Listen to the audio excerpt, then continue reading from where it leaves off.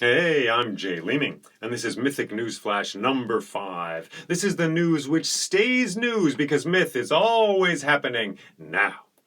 And our story for today, for this moment, comes to us from the Fawn people of Western Africa. I am not of that culture, I am not of that place, but I aspire to carry this story forward into this moment so it can live and breathe. May it be so.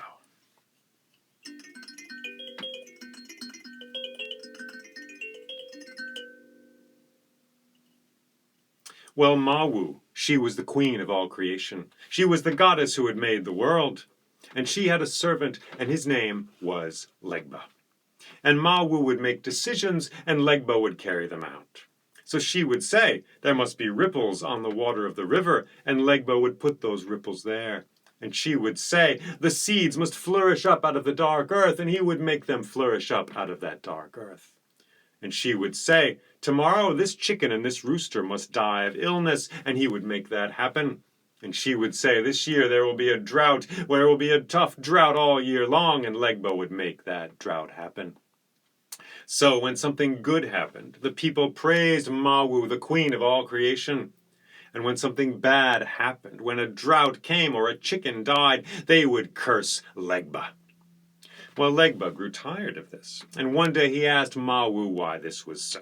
Why is it that I just follow your orders, but when the people have something they like, they praise you, and when something bad happens, they curse me? Why is this so? And Mawu explained. She said, Legba, when you're running a universe like I am, it is simply necessary that the creator of that universe be seen as good, and the servant be seen as bad. Very well, said Legba. Now Mawu, she had a yam garden filled with delicious gold and wonderful yams. And one day Legba went to her, and he said, Mawu, I have heard whispering in the village, someone wants to steal all of your yams. What? She said. Well, that cannot happen. And she went to the village where all the humans lived, and she stood in the town square, and she said, people of this village, if anyone steals a yam from my garden, they shall be killed. Well, the people heard this in their hearts, and they nodded, and Mawu went back to her hut where she lived. For you must know, in these days, the goddess of all creation, the one who'd made the universe, she lived in a hut at the edge of the village, down here with us. Well, that night a gentle rain fell, and after it was done falling, Legba went to Mawu's hut. And as she slept, he carefully took her sandals, and he put them on his feet.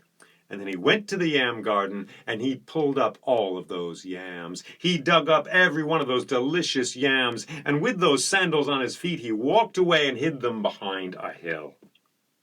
And the next morning, early, when a rooster crowed, he came to Mawu in her hut, and he said, Mawu, someone has stolen all of your yams. What? She said. Let us go. And she went to the yam garden, and it was true. There were holes everywhere. Someone had come in the night and dug up all those yams. Look, she said, there are sandal prints everywhere. We will find the thief. We will compare these sandal prints to the sandals of everyone in the village, and we will see who the thief is.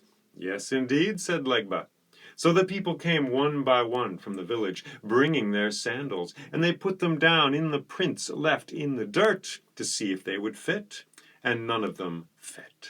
None of them fit at all. They went through everyone there. Finally, Legba said, Mawu, is it possible that you yourself came in the night and harvested these yams and then forgot about it? This is why I do not like you, Legba, she said. But we will try your crazy idea, and we will see just how wrong you are. And she got her own sandals, and she put them down into the prints in the dirt, and they fit perfectly. The people howled and laughed. They jeered, they snickered and howled. The owner herself is the thief, they laughed. Bah!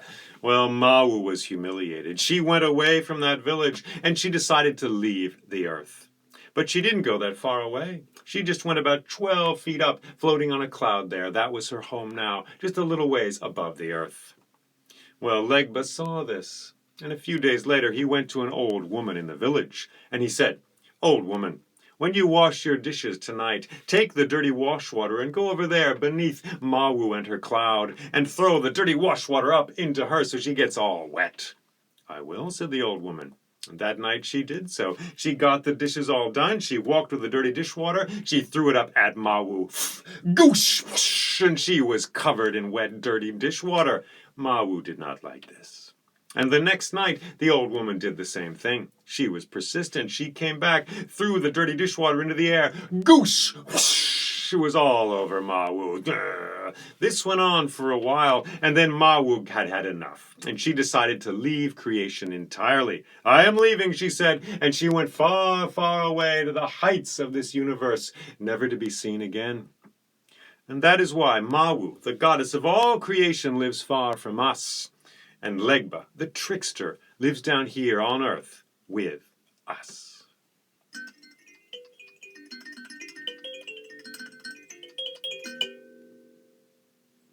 Thank you for listening to this story.